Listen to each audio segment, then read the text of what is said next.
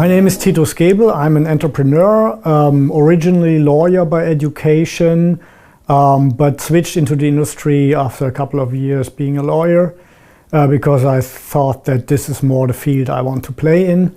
Amongst others, I founded Deutsche Rohstoff AG, a Frankfurt-listed company, mining and oil and gas company, which eventually became very successful. So I could retire in 2015. And from then on, I dedicated my work and my life to the idea of free private cities, which is my passion. The idea of free private city was born when I realized, after more than 30 years being active in the political field as an activist towards freedom, supporting liberty and self-responsibility, I discovered that the truth is that the majority does not share my views.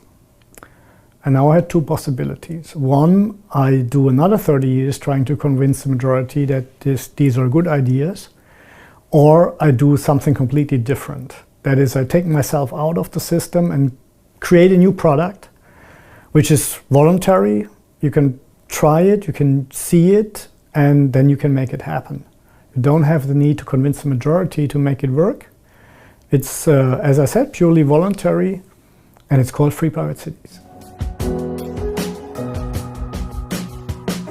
Basically, it's a private company that is acting as a governance service provider and is providing security for life, liberty, and property in a certain territory. This is all based on a contract. The contract is called the residence contract or the citizen's contract, and it says you have to pay a certain fixed amount per year for that service, and the contract cannot be changed unilaterally. So you are free to do as you choose as long as you respect the rights of the others and the few rules that are laid down in the citizen's contract. The main difference is that in a free private city, you know in advance what the rules are. I cannot change, as a city operator, I cannot change the rules unilaterally. In a democracy, you are subject to the ever-changing ideas of policy of the majority. They might change the rules of living together every year. They might ask you to pay more than you agreed upon. They say, okay, we're changing the pension system, and you didn't know that in advance.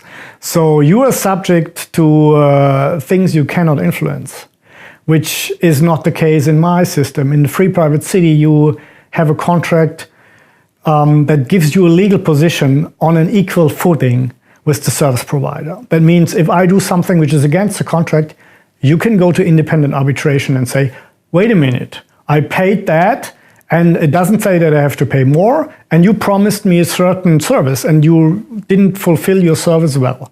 That is absolutely impossible in a state, or be it a democracy or not.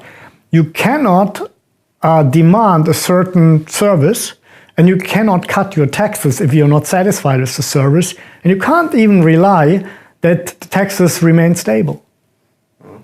And this is one of the main problems and one of the reasons why even our Western democracies are getting more and more unstable, because there's one side of the social contract that is constantly changing the rules, and it's not you. Well, nothing against socialism as long as participation is voluntary.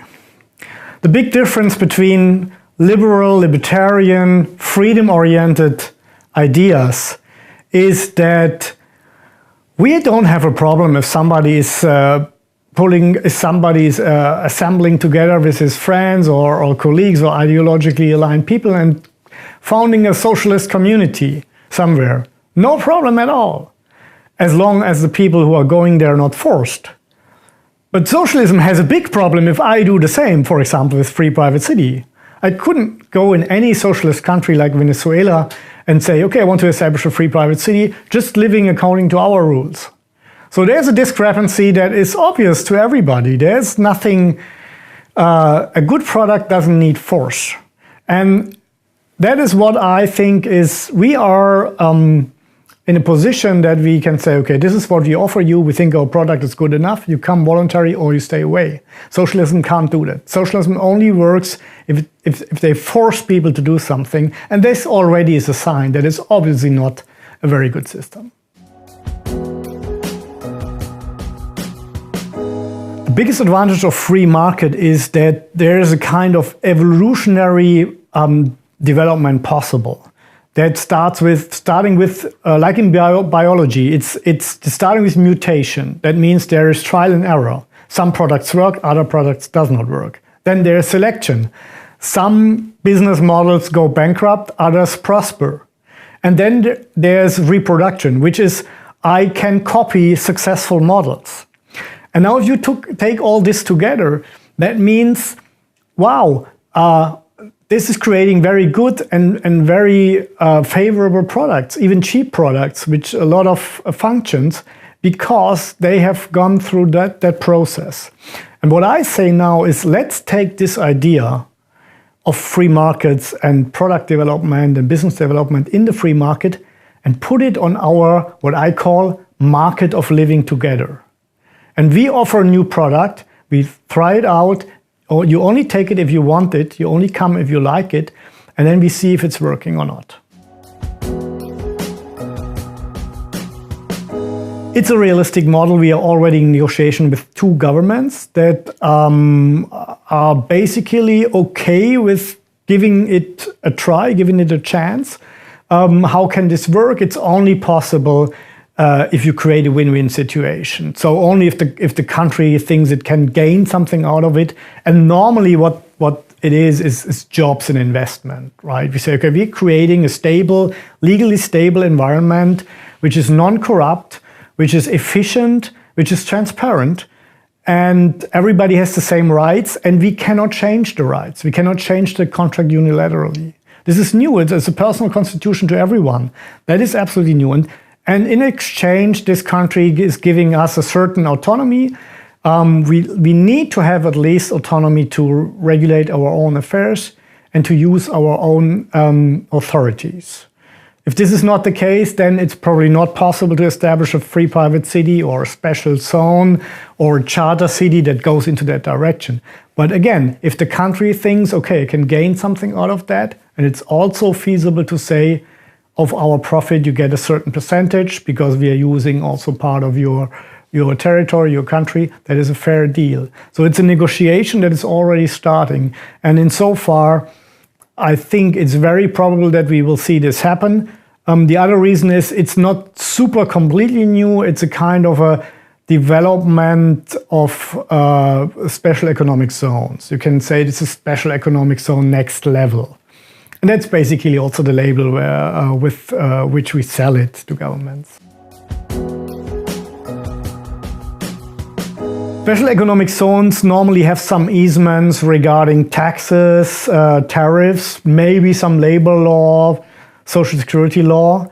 A free private city has completely the right to make their own rules. Maybe some defense, foreign policy is still part of the what I call host nation. But the free private city is much more independent than a special economic zone. What's the difference to a charter city? The charter city model, according to Paul Romer, has another country coming in, bringing their public officers, bringing their rules. He mentioned Canada is building a new Hong Kong in Cuba as an example to understand that. But the problem with that approach is that no country really likes to have a foreign flag inside their territory. And I think with the free private city model, where a private company is coming with an international team, it is not coming with any flag. And we are basically choosing different legal systems from different places, different rules, best practice rules from all over the world. So it's not a particular country that is coming. So it's less threatening. It's no colonialism and stuff like that. It's just private companies making an offer to the country, to the host nation, and saying, this is what we can offer you. And I think of all these models, this is the one which is capable of enabling the biggest freedom to us in the future. No, the idea is, as I said, that you only pay for what you order. This is basically security and the dispute resolution system that we are offering, some infrastructure, legal system. But we think that the cost for that will not be much more than about $1,000 a year. So that means many people can afford that. And that is also necessary because we need people who have lower skilled jobs, who are working on not so educated areas, because this is needed in every city. And if you think that $1,000 is affordable, then everybody is basically able to come. You don't have to be rich to be a citizen of the free private city. You have to obey to the few rules that are laid down. You have to respect the rights of the others. And if you want to overthrow the system, we kick you out. I think that free private cities will create a new world that, even if there are only few around, they will influence the rest of the world. Because especially people who are willing to work, they want to decide for themselves where they spend their money, where they make their investments, where they put their efforts in. And if you think you have only to pay $1,000 to the state, which is a private state government provider, then you have a lot of money for your own projects. You can support all kinds of charities. Of course, you have to take care of education and social security out of this money. But I think that people will look at those places and say, wait, they have a contract. I want a contract from my country too. Or they are only paying a fixed amount and they cannot change the contract. The provider cannot change the contract. I want the same from you, my state. And if not, I'm moving to the free private city. So it can put a pressure through competition on the rest of the world that there is a new approach to consider states as service providers and not as authoritarian rulers that decide everything, what you have to say, what you have to buy, everything they decide for you. And that is nothing people want. People do not want to have political participation in few areas. They want to have self-participation in as many areas as they can have. And this is what we offer. I don't think so. I don't think that we need politicians, maybe in few areas, because if they're free private cities, you have kind of foreign policy to the host nation and other entities. But within the free private cities, we don't need them, because policy means that a group of people is imposing their ideas upon the rest of us. And in the free private city, you are self-determined. That means there's somebody everybody wants, which is security and as dispute resolution. That is offered and that's paid for. For the rest, you're on your own. And that means even if people agree on a municipal council, right? Let's assume 99% of my citizens or residents want to create such a council. They can do that, and that council can make any decisions and they can pay for it, but they cannot force the 1% who do not want to be a member of that council system to pay for their ideas. So I think over time people will recognize that, well, I can really decide on my own. I respect that others have other ideas. I know that I cannot force my ideas upon them. And what will happen is that people will see, okay, why do we have to fight against each other? If we do not like it here, there's another free private city, or there's a public city, or there's a communitarian system where people have common property and there's no privacy or whatever.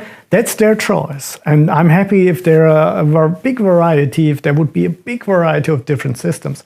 Because then you can say, okay, everybody, you go there where you like it best. There's probably not one system that fits all, right? People are different. So when I have a system that fits to my personality, I go there. And other people go to another system. So there's no need within my system to convince the majority that we have to change the system.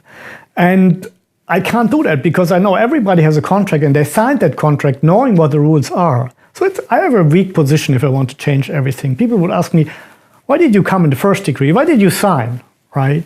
And I think that will create a type of person that has more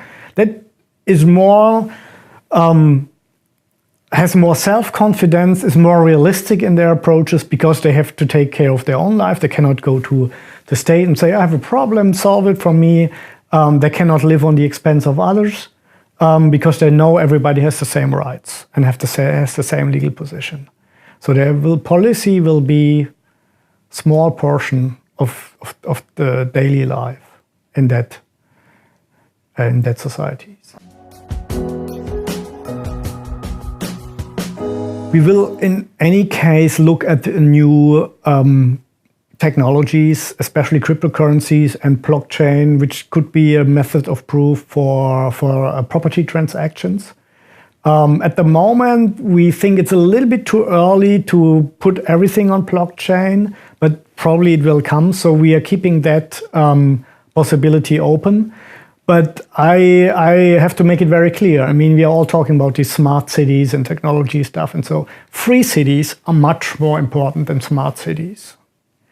A free city can be a smart city too, but it's not enough to have technology. What you need is freedom to regulate your own things or to have such a free system, as I'm describing it, that you can really establish a spontaneous order, right? Because there's somebody taking care of security, so I can send my children on the streets even at midnight. It's taken care of. And if I have a problem, there's an independent dispute resolution system. That's fine. And for all the rest, well, let's see what we can make together, what we can make happen.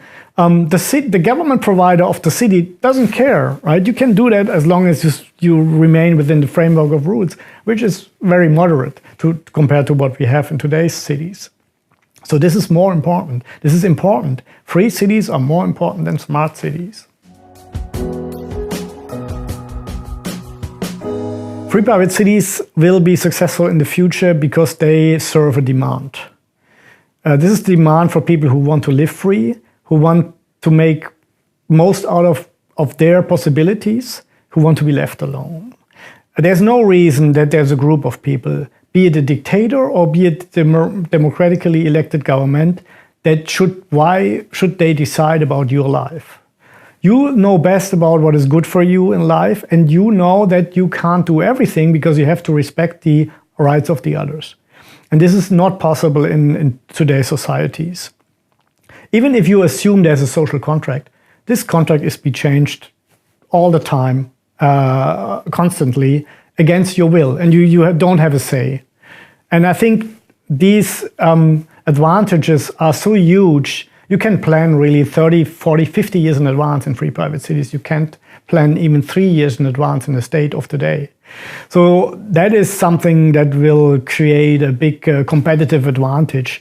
You have more economic freedom, you have more personal freedom, you have more long-term planning, security, reliability, and you will have more security too. Yeah, there's a website called freeprivatecities.com. I invite you to subscribe to the newsletter, which is coming quarterly, describing our project, other related projects in the world. I've also written a book. It's called Free Private Cities, Making Governance Compete for You. And you can get it through Amazon or through the website freeprivatecities.com.